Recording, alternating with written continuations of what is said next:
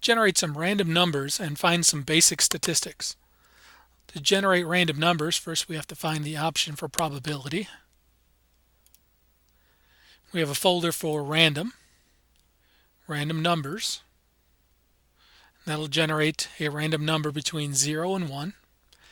Other possibilities include random integers. Here you can generate random integers between a start value and an end value, between 1 and 5, for example.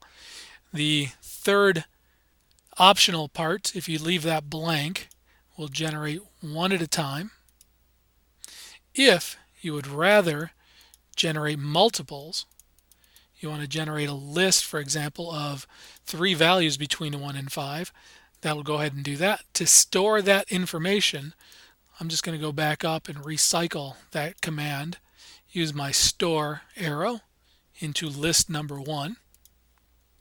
Now my next set of generated numbers, 2, 1, and 3, will be stored. If I repeat that, I'll get a different set. I'll repeat it one more time, a few more times here. So here's a random set. If I want to take a sample from this random set, in other words, I just want the random generation to come from the set of 5, 3, and 3, we tell the calculator you want to go from list number 1, and I want to generate 2 values. And that will generate 2 5s, and it's only generating those from this random set. Now to find the mean and standard deviation of list number 1, we're going to exit out a few times. We'll go over to list to find the mean for list number 1.